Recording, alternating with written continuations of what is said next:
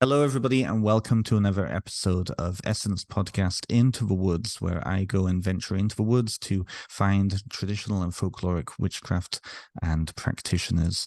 And today I have a really special guest. I have Coby Michael on. Hello, Coby. Hey man, thanks for having me. Absolutely. Thank you for accepting and thank you for joining me. So, for those of you who don't know Coby, and I think actually most of the people who are listening to this have most heard of you through your book, The Poison Path Herbal, or through all of your various other activities. And if you don't know who Coby is, if you're kind of new to this world or this niche part of the world, we have a small bio. So Coby Michael is a practitioner of the poison path, of occult herbalism, and a cultivator of entheogenic herbs. He contributes to the Pagan Archives at Valdosta University, writes regularly for the House of Twigs, and maintains a blog, Poisoner's Apothecary, on Patheos Pagan. He is the host of the Botanica Obscura Conference. He teaches classes and online workshops on plant magic, baneful herbs, and traditional witchcraft, and he lives in Florida. To find out more, go to the poisonersapothecary.com. So welcome again, Coby. Thank you. You're welcome. So to start off, I most people, I think, if they haven't attended any of the conferences you put together or any of the speaking events you've been part of, they probably know you through this book. So I want to know a little bit about kind of the what brought you to writing this book. I know you started originally putting it together in 2017, and it evolved through many different processes. Tell us a little bit about that journey. Well, I had just left Florida and moved back up north the first time when I started putting the booklets together. And it was the winter after I had my first sort of deadly nightshade experience. That kind of really solidified and kick-started the desire to really work with these plants more deeply. So it was just through, the previous 5, 6 years of research and note taking and just kind of compiling all of this stuff from all sorts of different places that I started putting it together. And I started to notice some patterns and some connections that I thought were um, really important when it comes to what we would call traditional witchcraft.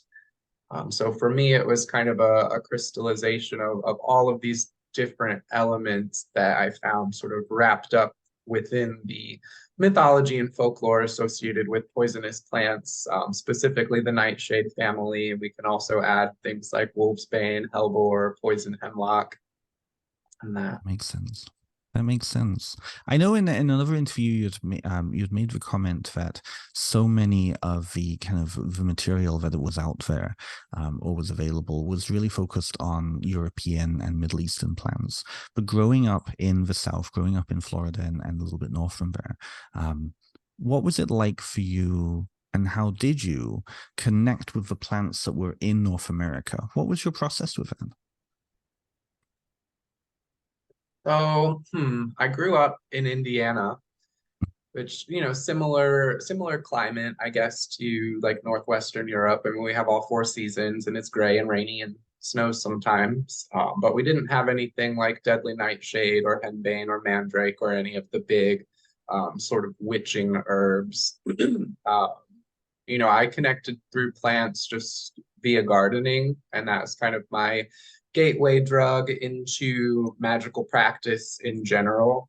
Just that initial sort of connection to nature, working in the garden with my grandfather, and then I spent a lot of time just out in the woods behind my house, by myself, or maybe like with my sisters or a friend or two. But a lot of my childhood was spent in the woods, and just feeling like all of those trees around you can't see any of the houses, like you're safe, you're protected. And I just really resonated and connected with that. And I've always had a thing for grabbing like random twigs and leaves and berries and sort of mixing them together and creating like these brews and concoctions. And even though I really didn't know what I was doing at the time or have any kind of specific intention, just that act of like going out and bringing together these different components and creating something just felt really powerful to me. I feel the same way. Some of the things I used to do as a kid, that empowerment piece in other ways, right? Yeah. Yeah. What was the turning point for you? When did you start to kind of put two and two together and see, okay, there's more than just kind of playing with this. There's more than just that childhood experience. There's a power, there's a magic, there's a witchcraft in this. What was that? What was the turning point?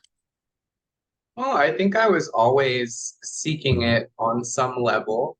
And I think in a lot of ways it was inevitably going to find me, or I was going to find it, one way or another. Um, it was right around the time that AOL Instant Messenger and GeoCities and Angel Fire websites were becoming popular, and you had these really cool, like, elaborately graphic designed web pages with like a little floating magic wand for a cursor, and they were all very much like Wiccan oriented, which was cool. But that was kind of my first discovery that people outside of Hollywood and Disney movies and fairy tales and books were actually seriously like putting some effort into putting this information out there. And it's just a more like real context, I guess. So it was something that I've just always had a fascination with. For whatever reason, I've always been attracted to witches, whether it was the Wicked Witch of the West that I dressed up for more than one Halloween, Hocus Pocus, Practical Magic, even like some of my earliest childhood books were about witches. I would carry around a plastic cauldron pretty much all year round. It was just something that I was fascinated with and infatuated by. And the craft came out in the mid 90s. And I think, looking back on that now, also with the satanic panic happening, and then Mhm. being in a Christian household, there was a little bit of backlash that came with like this persistent interest that I had in spirits and magic and witches and spooky things. And I think in a lot of ways that sort of vehement reaction that family members would have almost kind of fueled me in that direction even Even more, more, because I right? knew like deep down inside that this was not a bad thing, that this thing that had been with me throughout the entirety of my life since I could remember was not something like harmful or destructive or malicious, and almost felt like protective of it, because in a lot of ways that's sort of how it made me feel like as a person, then, that I was like somehow tainted and evil and sinful and all of those things. Absolutely. I would not be surprised if most listeners listening to this really resonates with that. I know I do. The idea of like finding safe harbor in this and feeling empowerment in this and really identifying. I know for me, like I think we're of a similar age. I just turned 37. And I remember being on, GeoCities and Angel Fire websites and Witchfox and all of these, right? And really finding connection with otherness there. And I'm curious for you, what aspects of your life, like what aspects of your identity really found gravitas in this witchcraft for you? um so much of it I think has been wrapped up in my sexuality and my identity, and that ability to glamour and attract and to draw in and to influence, that being very much like a just sort of a natural personal ability, I guess, that I really resonated with.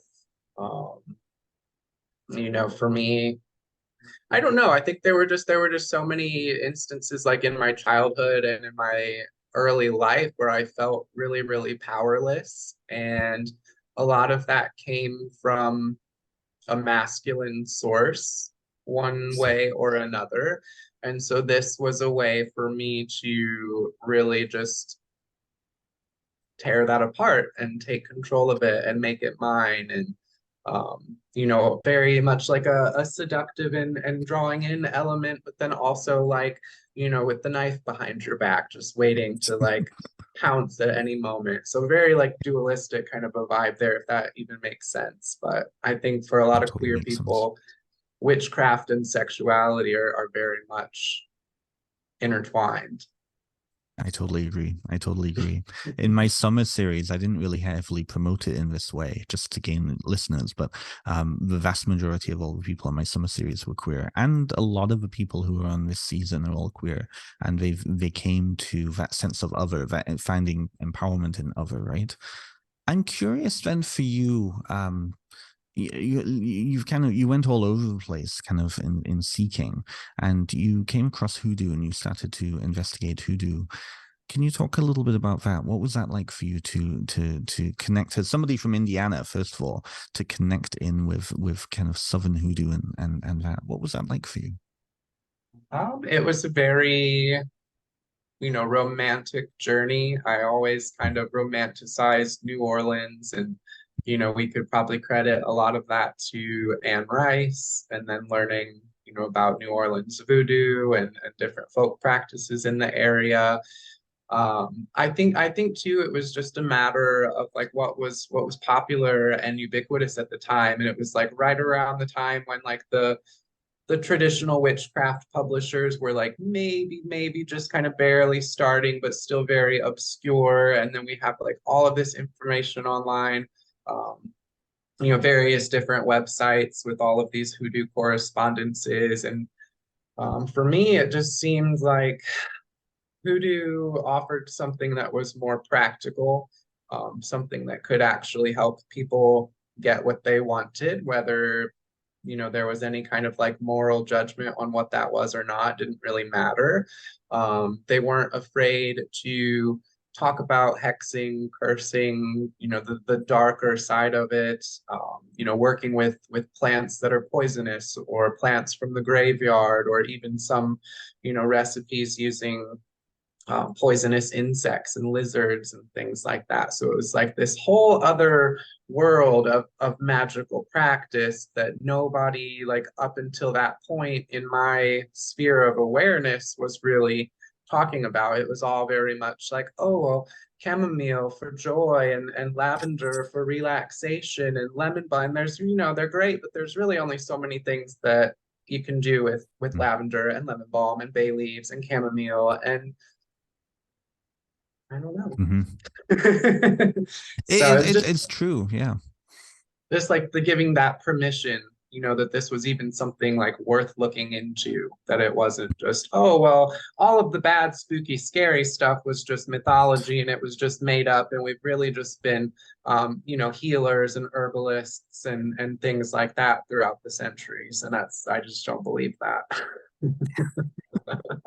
Yeah, yeah. It's that like it's that showing of that discomfort while in the discourse, right? It's like, well, the witch has always been the spooky, the scary, the dark, the other, right? And so Yeah. stripping the other away from these traditions, I feel you on that one. I really do. I do. So so tell me about traditional witchcraft then. What was that turnover for you? What was that changeover for you? It was If that really makes sense.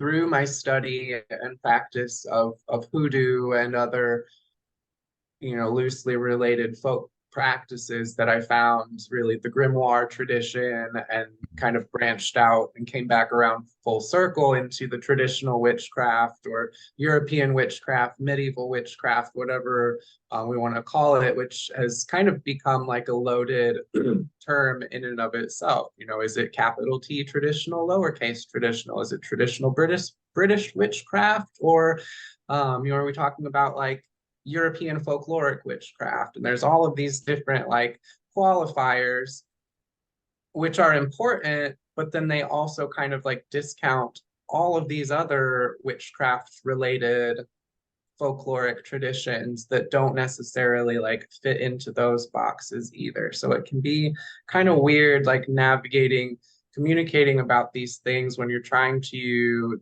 define something very specific to you, but then also not, you know, decategorize or try and make separate like all of these other things, because the witch, as we know, it's a worldwide archetype, it's a worldwide spirit. There's all sorts of ways that witchcraft has been interpreted and perceived, and we do have this idea in not only like European or English speaking places, but in other parts of the world too, that using a completely different language, there are magical practitioners and there are witches, and there's always a distinction. And I feel like, oh, we're kind of like getting to this point where we're trying to make it so accessible for everyone that we've really torn away a lot of the core things that are that idea of the witch, and kind of bringing it into like the modern usage. Yes, healing, yes, ancestral work, and spells for prosperity and abundance and attracting all of these great things and protecting your loved ones. But there's also like this element of taboo and transgression and just real, primal power that feels dark and feels scary and will always be that way, because that's in and of its very nature. That's what we're digging for, I think. Well, this I think this raises a good point. This is something I was curious to ask you anyways, but I think this is a good segue to it.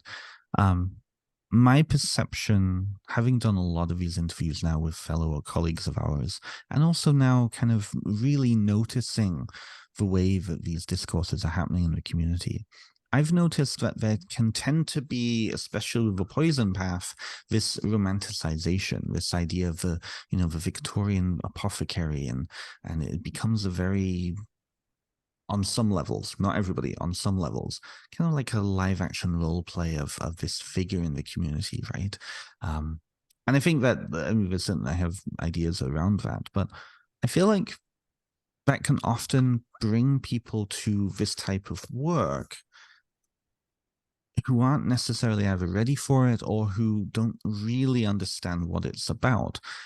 What do you think the draw is for people to the poison path that you've noticed? What is the draw, do you think? Kind of leaving the topic of just like the psychedelic renaissance and altered states of consciousness on the side for right now. I think that people are instinctually just attracted to the word poison. It's on a warning signs for a reason. It's just part of like our archetypal consciousness, or just the basic things that we are hardwired to know and understand, and poison is one of those. And that goes back to very, very early just kind of survival mechanisms. And so I think people are always ultimately going to be attracted to things that can potentially harm them, or have like this sinister air around them. And it's no different than someone that likes to have like a pet tarantula or a pet snake. It's kind of part of that aesthetic. But deeper than that, those people, myself included, they're connecting to those on a deeper level, and resonating with those things for a specific reason, versus wanting to work with a rabbit spirit, or like the spirit of rose. There's a reason that we're attracted to specific things, and it's sort of an alignment of the energies that are within us and also present in those things that kind of bring us together.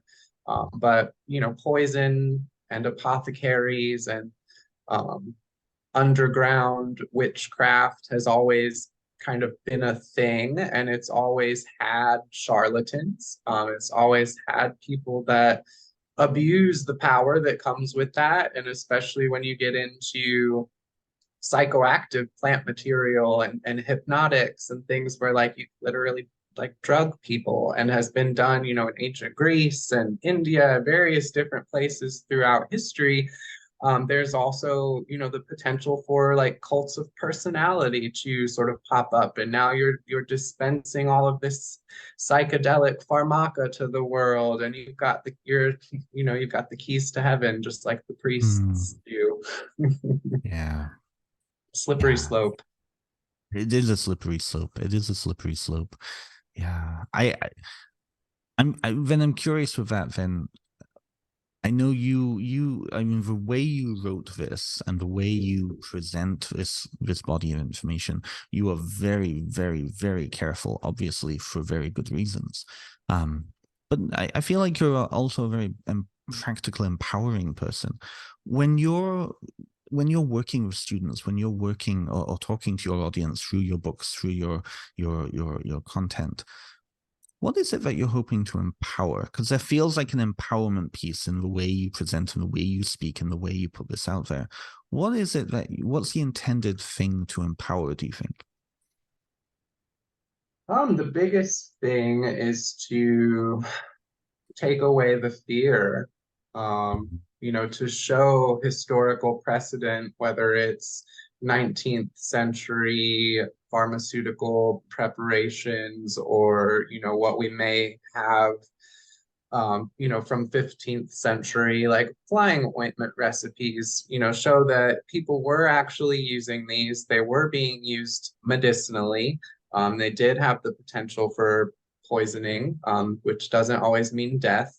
They did have the potential to alter consciousness, but they're very much like medicinal preparations. And, the first most common thing that people ask me is like, oh, well, how do I use this? What do I do with it? I'm like, well, they're really no different than how you work with like any other plant, ritual formula, spirit ally, deity. Um, they're really not. And there's just this big body of fear, maybe not even fear, but disempowerment, in the sense that you've got to be, super knowledgeable about botany and phytochemistry and doing these alchemical extractions, and it just kind of sets it up as like this inaccessible thing in a way. And I think that certain people have kind of benefited from that. And, with what I try and do in my writing and my work is, empower people to be able to do it themselves, because that's as big a part of the journey as any of it, starting down here and just working your way up slowly is a very Saturnian and slow approach. If you just walk outside and find a datura plant and decide that you want to work with the datura spirit, and you grab a few leaves and make a tea and drink it, and you're going to be in really terrifying, excruciating scenario for probably the next 72 hours, and should probably get to the hospital. But there's all of these different rungs, on the ladder of consciousness to connect with these spirits that don't involve that very dramatic and dangerous side of it. Absolutely, absolutely. That comes through a lot in how in the material that you've put out, is that idea of that relationship piece, that building that relationship piece. And I know you've spoken about this in other contexts, but the relationship in just watching a plant grow, being part of that whole process from start to finish. I'm kind of curious. Can you tell us what it was like for you to grow your first kind of entheogenic plant, or within legal limits, of course? What was it like for you to grow and work with that little thing? Yeah, I was going to say my first was a cannabis plant in my closet, and I was like 19, but that didn't amount to anything. First kind of baneful herb was deadly nightshade, Tropa belladonna, and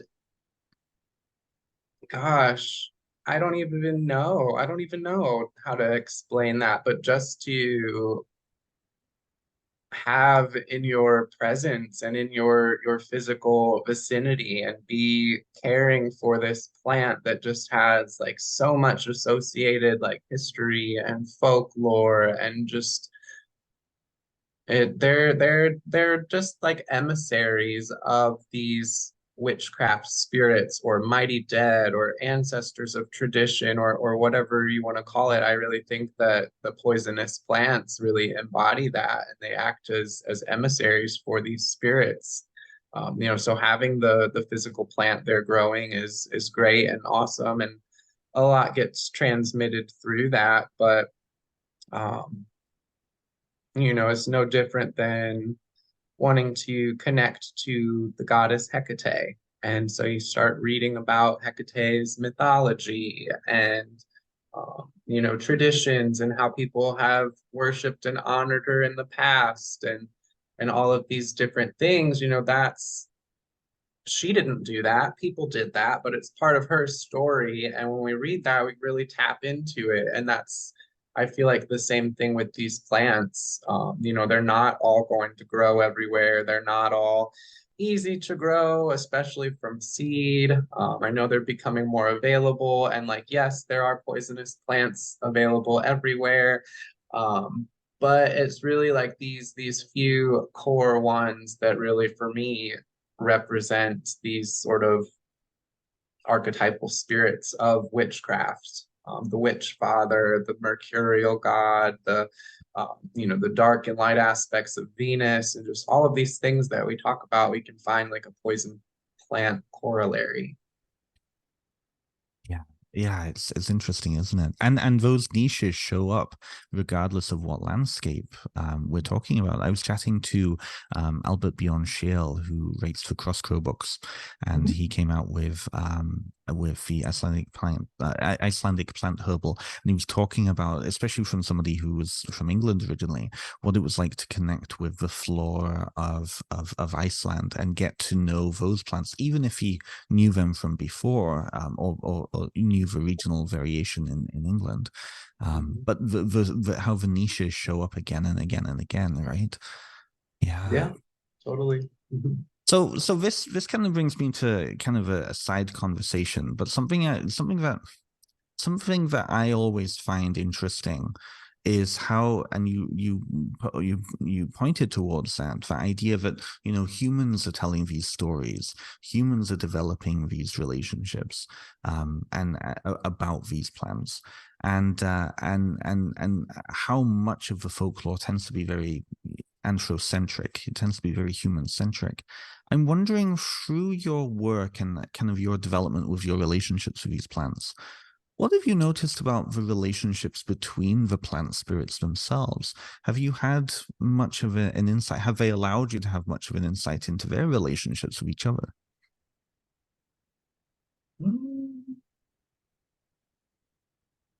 In my mind, they seem to exist pretty separately. Um, they are Saturnian herbs. They're all about boundaries and constraint and containment. So there is overlap. I think in general, poisonous plants can be used for some specific purposes, but then they also have like their own very unique kind of niche areas that they specialize in. Uh, bringing together other herbal allies too, we can tap into and sort of draw out more specific qualities or virtues. It doesn't always have to be about like the dark aspect of it. There are a lot of like positive or light aspects too, however we want to categorize that can be brought out through the incorporation of other plant allies.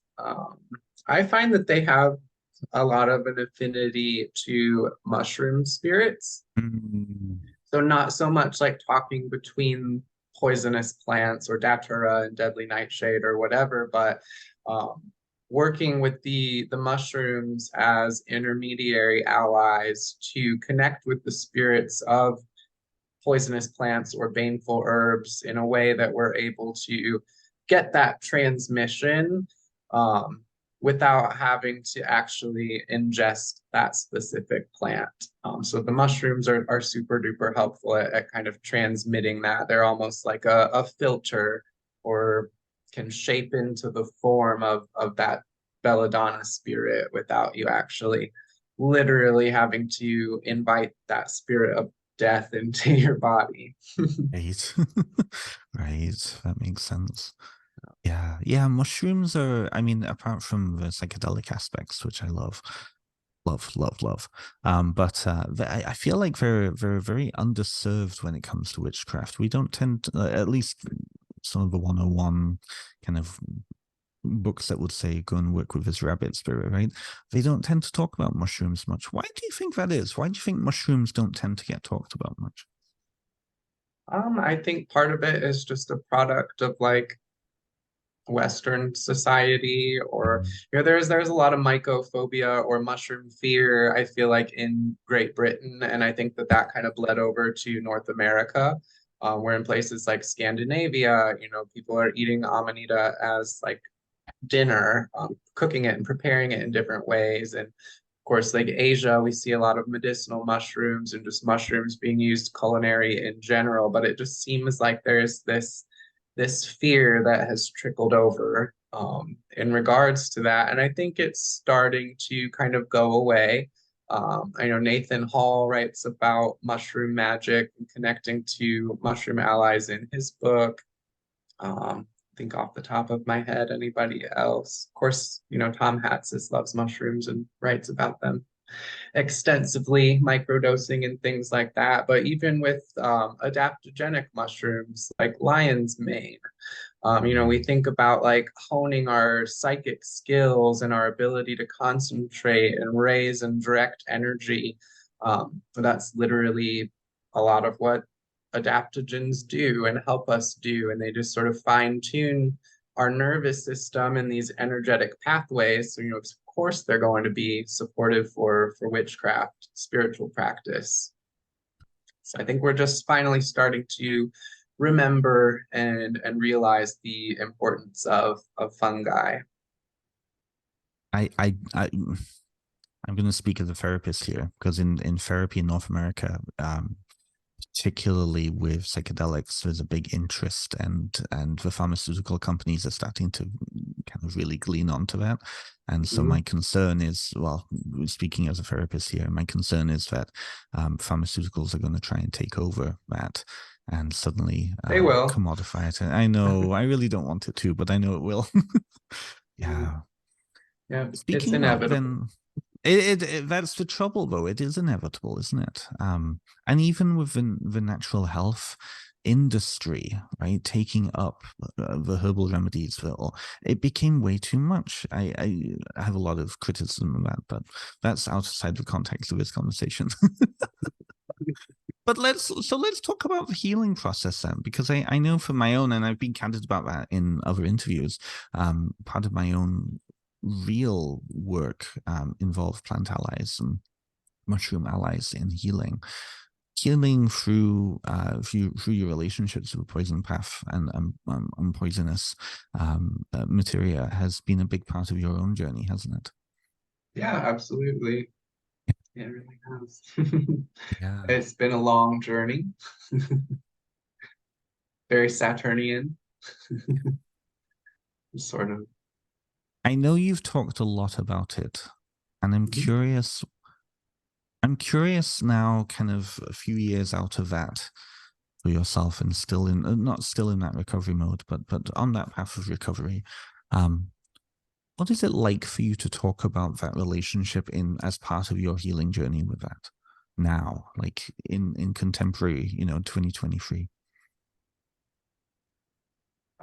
It wasn't something that I really felt was going to be part of, what I was doing as like a witchy author or witchy person. It was always just sort of like my own personal issue that I needed to deal with that, Mhm. I kept putting over there because there were other things that I wanted to do. And um yeah, I didn't think that it was gonna come out in the way that it did. But one of the reasons I guess that I felt, super called to is just because so many people are turning to natural medicine for help with addiction and all of the related trauma and things that contribute to that, that I felt like it was an important thing for people to see. Um, Not after the fact, but here where I am right now versus where I came from. And it's not pretty and it's not glamorous or cute or, by any means, we wouldn't define like a very spiritually elevated thought process from a lot of these places that I've been to and come out of, but it's really just about like I'm here now and achieved a lot of the things that I wanted to kind of despite that. And I feel like it has equipped me in a way that I can help other people fight those spirits. Because for me, there's very much a spiritual and unseen component to addiction.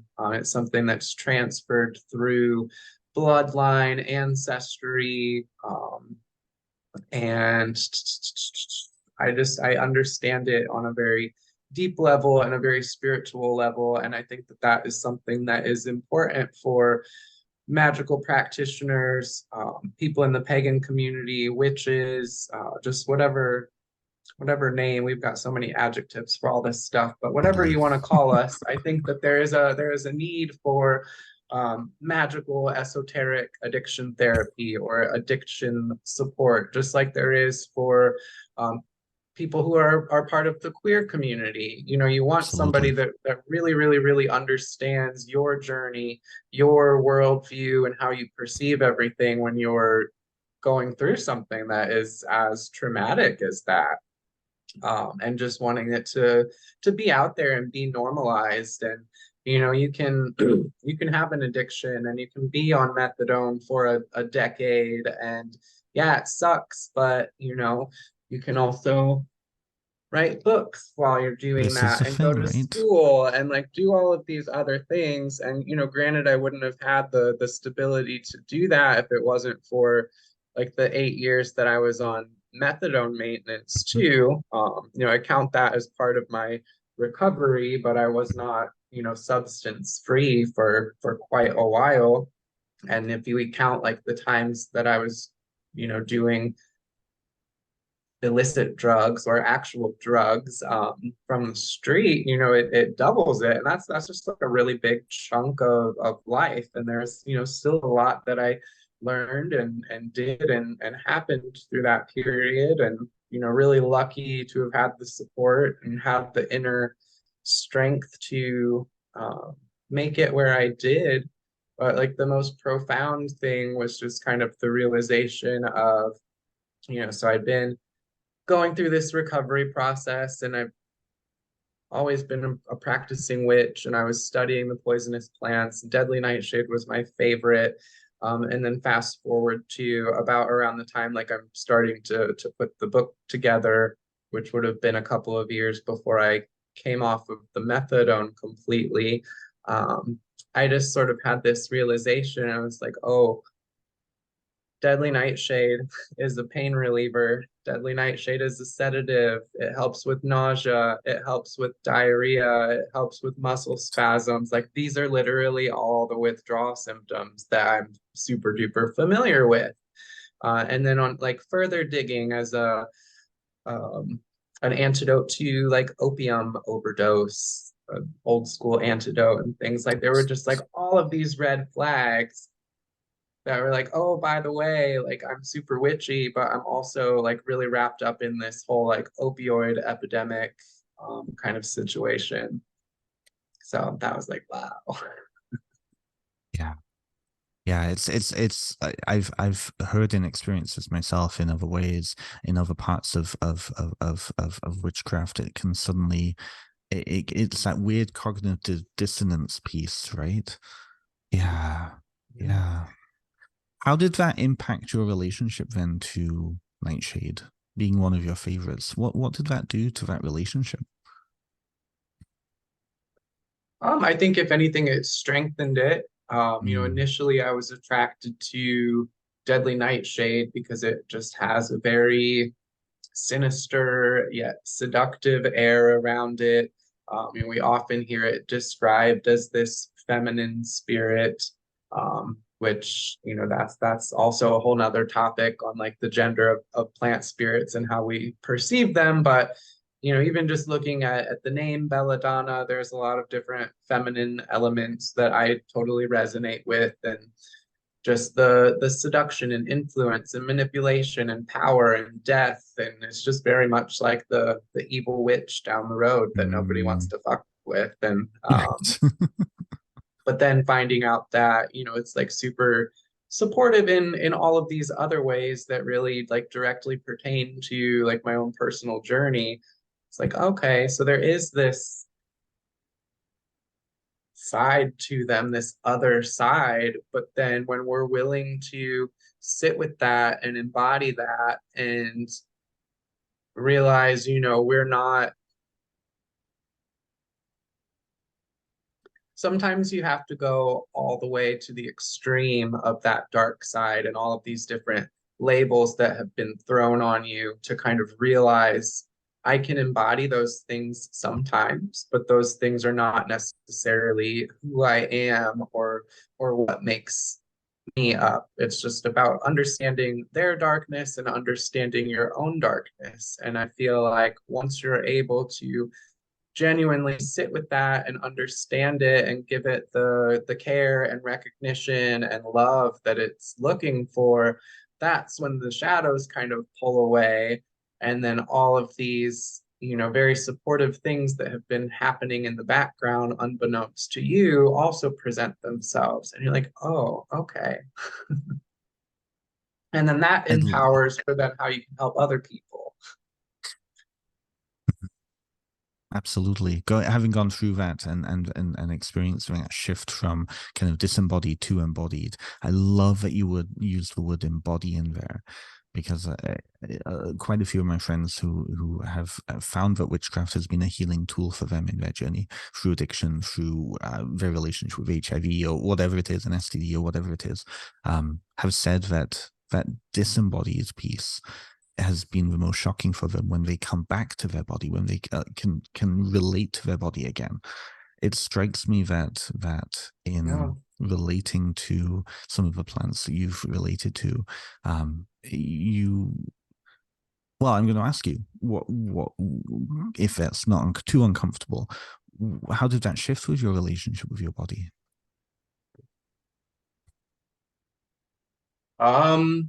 It's been an ongoing process and it's still ongoing. It's like you really, really do hold all of your trauma in your body.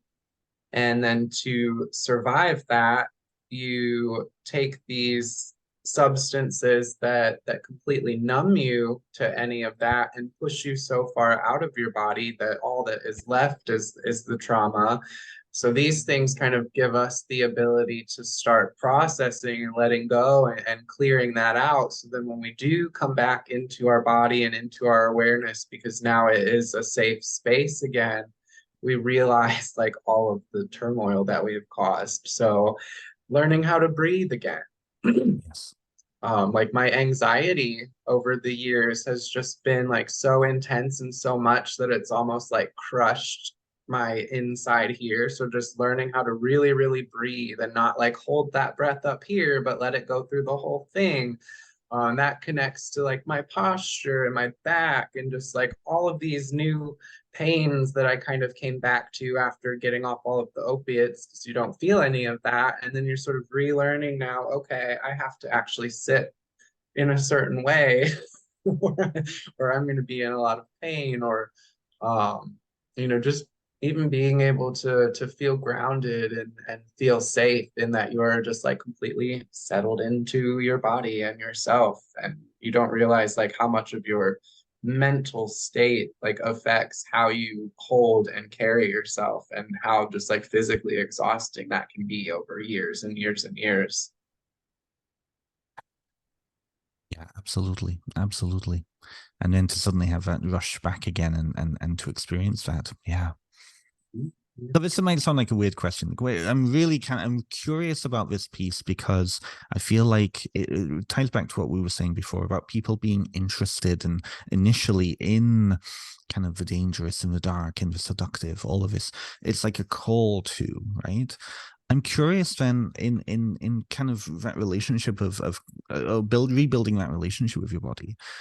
Were there particular plants that you found were very helpful in pinpointing and showing you, and okay, this is, focus here, or this is a part of your body that you haven't felt in a long time. I'm going to make you feel this. Was there any kind of relationship there? Ooh, If that makes any sense. yeah. So after I got off of the methadone, um, there was about a year, 2 years where no opiates. So I was just like smoking cannabis because I've always done that, and then drinking a little bit and whatever. But then I came down to Florida and I accidentally tried something called kratom or kratom, Mm. depending on how you pronounce it, which is an ethnobotanical plant medicine. It's from, I think, Indonesia or somewhere in like southwestern Asia, and it's basically used as like a coffee substitute. It gives you energy, but it also has like the effect of taking a bunch of Vicodin or Percocet. You get like the warm fuzzies and you're real chatty, and it's really, really a great feeling, especially when you've not been on your methadone for 2 years. So that was a really welcome feeling, and I should have known better, but I didn't. And so I was drinking that for about 2 years. And I actually just stopped that completely in February.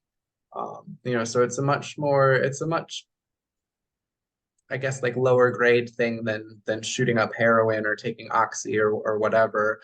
But still, it's got that brain chemistry, and when you've got that addictive history or tendency, it's very, very easy to fall back on. Now you're leaning on this to push yourself and to do all of these things. And it was right around when the book was coming out, and then just like running a business. I have a shop. I'm doing book signing events, shipping orders, making formulas, trying to take care of my sister, just like all of these things. The kratom made it so I was able to go above and beyond and do all of that, but it also kind of took a lot away. And I was really angry at it for a while, just because of how sick it made me. Um, but now that I'm off of that and I've been able to kind of go through that process of just sort of feeling like all of this stuff coming out of me, there was a lot going on in like my liver, pancreas area. So what we would probably equate to anger, that was just like leaking out and causing like a lot of issues and things like that. Um, you know, one beneficial thing that the kratom has is that it, for whatever reason, it makes it very uncomfortable for you to sit with any kind of emotions or transgression or like scenarios that don't make you uncomfortable. You're very, very, very quick to just be like, no. Um, so kind of helping to find that voice again, in addition to like remembering how to breathe and working with vibration and projecting your voice and all of these just like interconnected things that it was able to kind of show me. Because basically it just like took the rubber band and wound it and wound it and wound it and wound it until it was so tight that I was having like all these weird neck issues and just more pains and things like that. And so going through like this whole kind of cleansing process and really flushing like all of that out and just letting my body kind of reorient itself for the first time in like 20 years. It taught me a lot about my body and just the physical nature of it.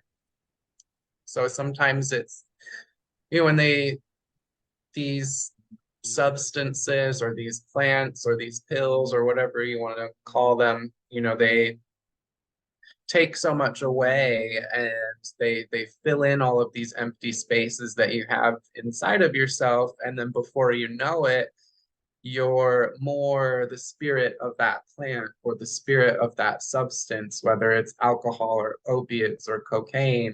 You're more that entity than you are yourself, because there's no longer enough room for both of you to exist in the same space. So it's completely losing all of that and then slowly getting it back, that you're really able to like find this renewed strength. I really feel that part of my own journey in my life has been an addiction of a sort, and it really taking over my life Yeah. to the extent that it destroyed my life at one point, and recovering from that. But I noticed that, again, all those coming out of your body piece, during the pandemic, I started using edibles a lot. I had never, like, cannabis was never something that I really used for myself. But at the same time, I was also introduced to mushrooms for the first time. Like, all of these pieces in my life really changed and opened up, and it came on the wake of me releasing a lot of the issues around control that I had in my life. Yeah. Huge piece there. But what I noticed was that the relationship between mushrooms and weed for me was very counterproductive, because, you know, the mushroom was trying to really show me all those pieces, and the weed I was using as a way of getting away from that. And I remember having a conversation with both in my hands once while I was stoned out in my head, and being like, you know what, mushroom, I really love you, but you're too sharp, you know. Me blubbering in my apartment, right? But it's fascinating, kind of in becoming aware of that and what was going on with my relationship with both of them. How much then I released. It was fabulous. It was painful, but it was fabulous. Yeah.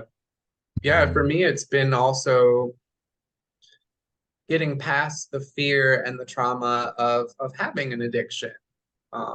I think that certain people are predisposed, and there's certain things that can happen in people's lives, just irreversible trauma and just like Mhm. terrible type scenarios where unfortunately, that's just so much a part of that person's makeup that, that might be their journey for the entirety of their life. But for me, it was really, like you said, coming back to the control issues, the fear of losing control, the fear of experiencing pain and emotional discomfort, to realize then, that I could come back to, um, just like going out and having a beer and not being afraid that I'm going to wind up on like a downward spiral in a gutter somewhere, or, I can eat magic mushrooms, smoke cannabis, all of that. There's a few that I would go back to just because of the whole opiate thing, but you kind of have to unlearn some of that fear again too, and give yourself permission, to just be a human, and like what works for one person doesn't work for everyone. And complete and utter sobriety and piety does not work for me. Mhm. I hear you. No, I would even go as far as to say that that is the realization that many people, not all, but many people come to, is an idea of needing that balance, right? Yeah, that balance, which really, if we extend that, again, comes back to the idea of a poison path, right? Balance is a huge part of that path, isn't it? Yeah, because a lot is spoken about the poisonous properties, and it's called the poison path, and that's kind of the buzzword. But looking Mm, at them on a deeper level, we see that poison is a very enigmatic kind of a term, and poison in many cases is often equated to potency and power, and it is what makes a plant medicinal. A low dose herb, which is something that's going to be very, very effective in very small doses in, short-term scenarios. It's the same chemical compound that gives them that medicinal capability that also can make it potentially poisonous. So it's kind of this understanding of the weird nature of poison in general. And that's been a really, really big part of my work. It was never so much the entheogenic effects or mind altering effects, or that maybe they could help me with my addiction. It was the fact that they were poisonous and that they could kill you. And part of me resonated with that deadly nature. And a lot of my more recent work has really been through understanding our perception of poison and how kind of the definition of that term has changed and been influenced by humans throughout history, and what it really means. And it's very much wrapped up in, our understanding of disease and contagion, plague, which bleeds into then women and other minorities like Jewish people spreading plague, poisoning wells, fast forward to the witchcraft trials and all of these things, and is all wrapped up in this idea of poison. So it is kind of this toxic transmission snaking its way throughout history that I think if we can look at it as a full tapestry, we can really gain a lot of insight into really like the heart of what traditional witchcraft actually is and can be. I totally agree. I totally agree. Totally agree. In that process, then, for you, what surprised you most in learning to see that tapestry and become part of that tapestry? What has surprised you most?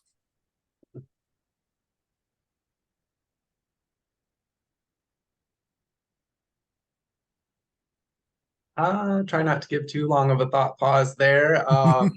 The whole thing is really surprising. It's just like the deeper you dig, the more connection you seem to find, and the more that it sets the stage for like how we even got to where we are in the witch world and our understanding of what witchcraft is, and just all of the things that influenced and fed into that. And looking back to like ancient Greece, the majority of witchcraft or even like state sanctioned magic was sort of focused around psychedelics and poisonous plants, and just sort of the understanding of that mechanism that was like shifting people's consciousness or causing these really dramatic physiological states was equated to the miasma or the energy, the occult properties that these powerful substances gave off, that weren't necessarily because of like their physical chemistry, but like just being around it could have a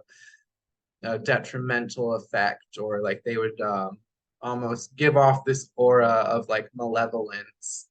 And then you get into looking over into the East in traditional Chinese medicine and Chinese poison lore, and that, people were accused of actually like gathering up and cultivating these poisons, because of their powerful nature, almost as like a familiar spirit to acquire wealth and destroy their enemies. And so for me, poison is analogous to witchcraft around the world.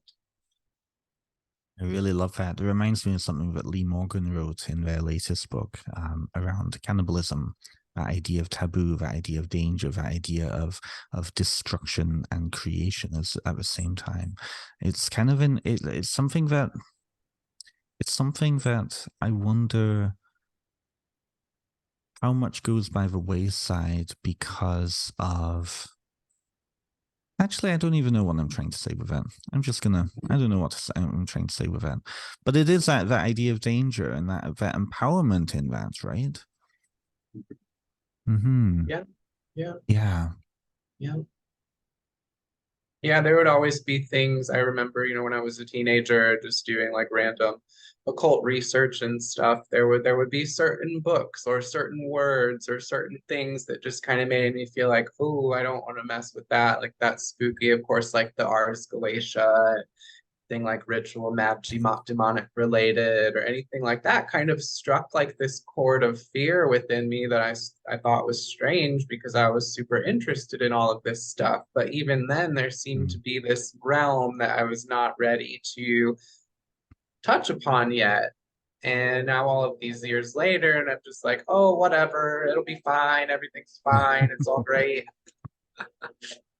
Yeah, yeah. That actually, there's a good segue for my next question. Something that I've been asking a lot of our colleagues, and this is something I found myself. When you focus, something people don't realize, when we focus in on writing a book on a very particular topic, um, they can often, I experienced this, I'm not sure if you did as well, but they can often be that sense of, okay, I'm over it. I don't want to know anything more about it. I'm done. This is an expert subject for me. And there can be that ego of around that, right? I'm curious, what was it like for you to write a book and so heavily invest in this subject? Um, what was it like for you then to come back to the basics of this? What's your relationship like now, having gone through that process of having to represent it back to the world? What's that like? It's definitely given me a deeper understanding and sort of strengthened, what I already know personally, having to verbalize that in one way or another so that other people can understand it. But definitely, anytime I write something, whether I'm putting together a lecture presentation or an article or writing a book, I very much am channeling the energies, the spirits, the plants, and just all of these things are being transmitted through me. I feel like the plants have their side of the story. The other associated spirits have things that they want to get out. My own familiar spirits have their opinions and voice, and all of this is kind of like just going through.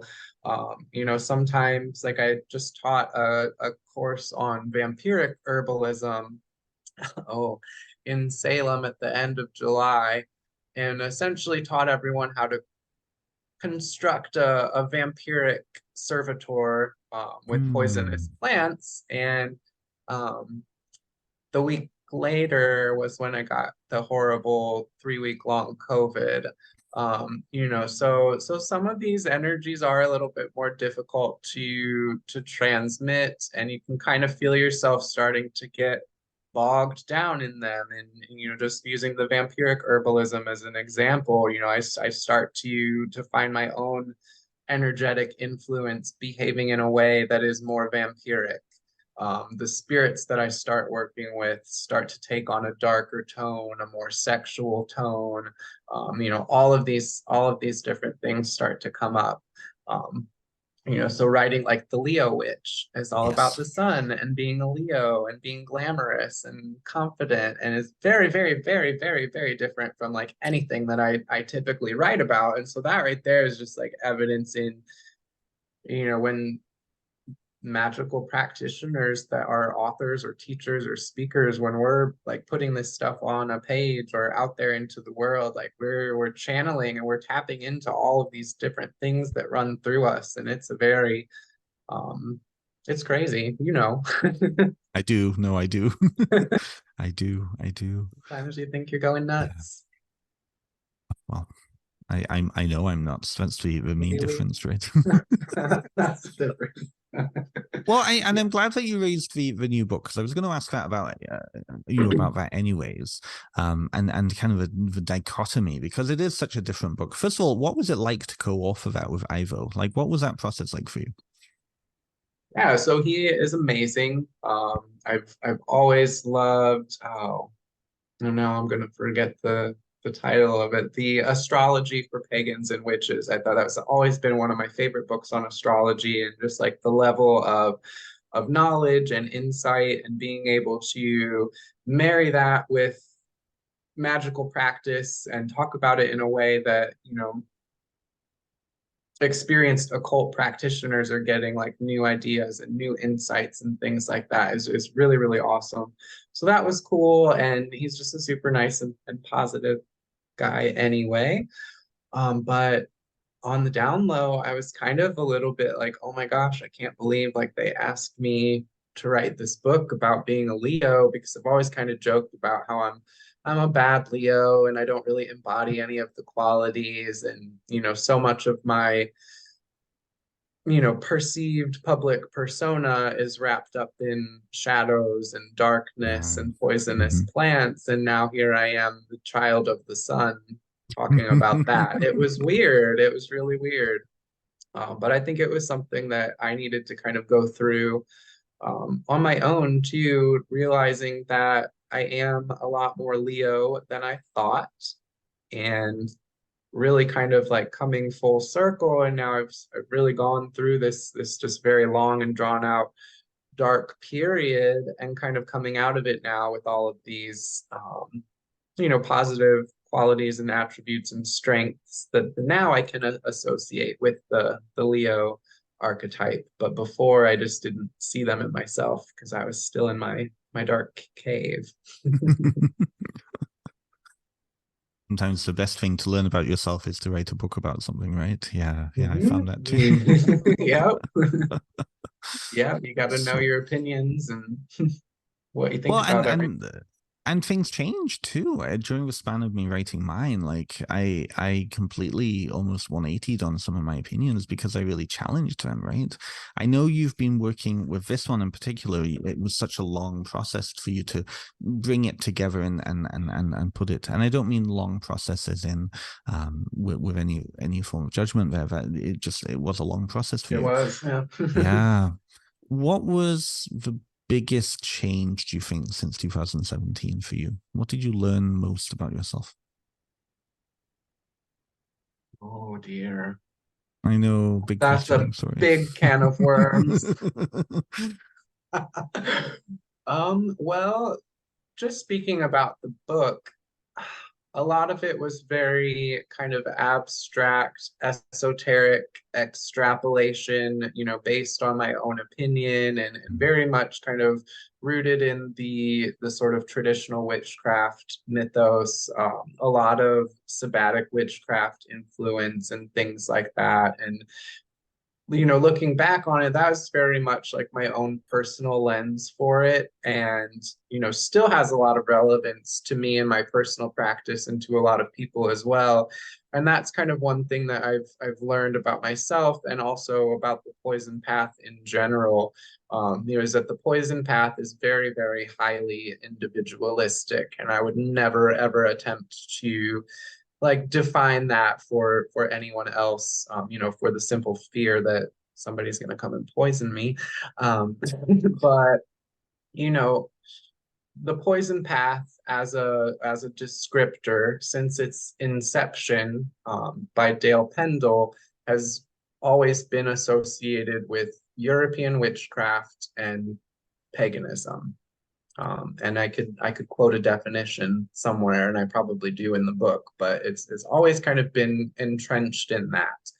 And that's really the path that it has sort of taken in the online community to kind of blossom into what it is now. But now we've also got all of these witches, plant medicine practitioners, green alchemists, psychonauts, mushroom people, from all over the world that are seeing the interest and seeing the correlation. And so it's not all just about traditional witchcraft or European witchcraft. And so a big part of that for me is learning, like, okay, the reason that I was attracted to European poisonous plants in the first place was because I identified with a European root of the witchcraft tree, and that was something that was important to me. So I still like to talk about that, and I still like to hold space for that. And I know that it's important to a lot of other poison path practitioners, kind of that archetypal witch image that is rooted in European mythology or European whatever. um, but then we also start getting all of these streams of information from other communities as well that work with plants that are mind altering or psychoactive. Just the plant medicine communities in South America. So my sister's a plant medicine practitioner. She lives down in Ecuador. She facilitates ceremonies. She does all of these things. So over the past couple of years, I've seen like a lot of these parallels and Mm, correlations, including like the demonization of plant medicine from one perspective, to another, associating them with poison, death, bad Right. witchcraft, all of these things. So that happens in other places too. But I also don't want to create like an umbrella term and say, oh, ayahuasca is the poison path, rapé is the poison path. There's definite corollaries and areas of overlap, but I don't want to speak for somebody else's tradition or lineage and try and lump it in with this thing. But then I also don't want to say that can't be part of the poison path because it Wow. totally can be. I mean, Well, so that's it's the thing, not right? up to me. It's not up to me, and thank God it's not because we wouldn't get anything done. Well, I mean, that's a fascinating point because was it this year? When was it translated into Spanish? Because it was translated in Spanish recently, wasn't it? Yeah, I reached out to them. I think it might have been over the winter, and they did the translation, which is now available. Herbalario de la Senda de los Venenos. Oh, beautiful. So literal direct translation. And that was really important for me to have done. So we've always had kind of a connection to. So my stepdad is Mexican. My sister lives in Ecuador. All three of Mm. us are semi sort of fluent in Spanish. The one sister much more so. So I didn't write it. Someone translated it for me. Of course, I'm not that great, especially when it comes to like botanical vocabulary, but it was important for me to like present that to them and be like, hey, there's a big demand for information about this in Spanish speaking countries as well, because they are also very much influenced by European witchcraft. Brazil, specifically Mexico, you name it, and that the interest is definitely there.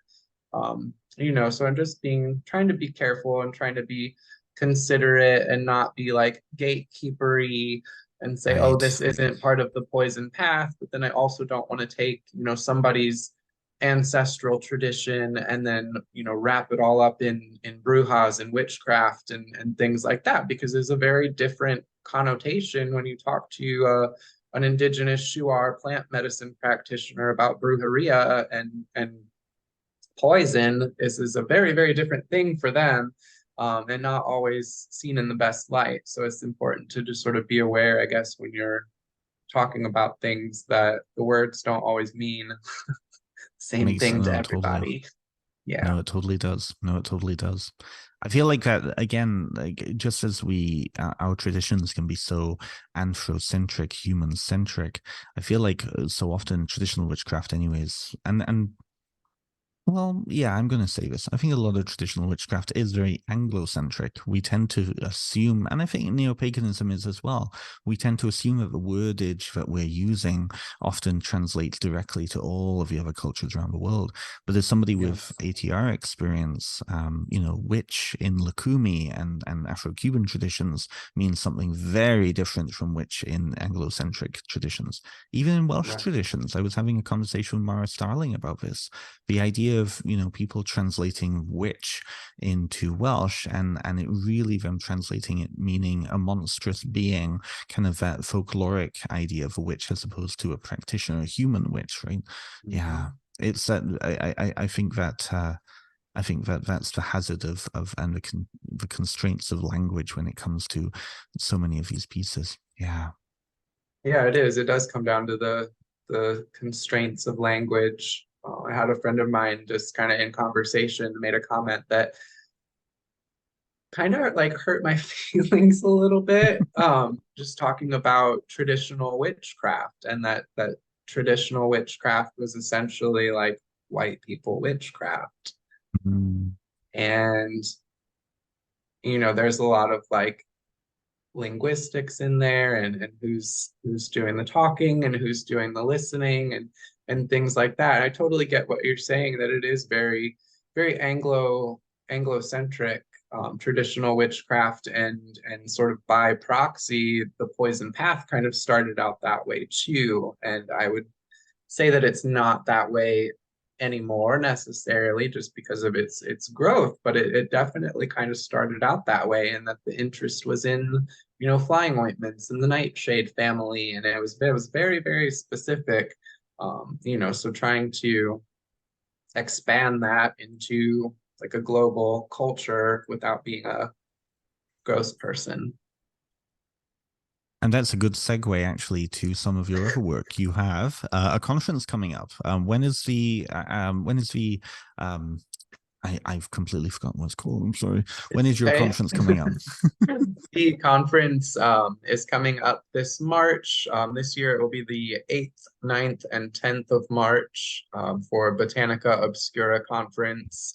And that's kind of another way for me to open up the I don't know, open the floor, open the forum to, a variety of other practitioners. Not all of them are poison path practitioners. Some of them are more in the realm of psychedelic spirituality or various different plant medicine traditions, herbalists, academics, and just kind of really digging into plant spirit work and what that means, and all of the different ways that that is approached. So I try and keep it super diverse. I've got presenters from all different corners of the world talking about their plants and their practices.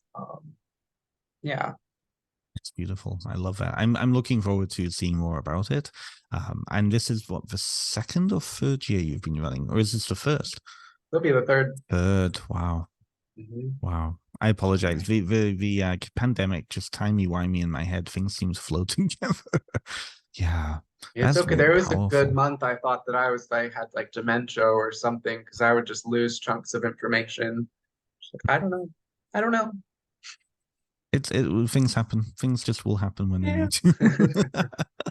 This has been delightful. Thank you so much for coming on and speaking with me, Coby. If people want to learn more about you, the conference, your other work, your classes that you're offering in the book, where can people go? Everything can be found at thepoisonersapothecary.com. If you're interested in taking a deep dive into poison path lore and information, you can support me on Patreon, patreon.com/poisonersapothecary. And I pretty much post about everything in all of the places. So those would be the two best ones. Wonderful. I will put all those links down below. And thank you for coming on again. This was a wonderful chat, and I'm really, really pleased that I could include you in this fall series. For those of you who are listening, join me next time as I go into the woods again and meet another folkloric or traditional craft practitioner. And I have been Ben Stimson. This has been Coby Michael. Thank you so much for watching. Thank you.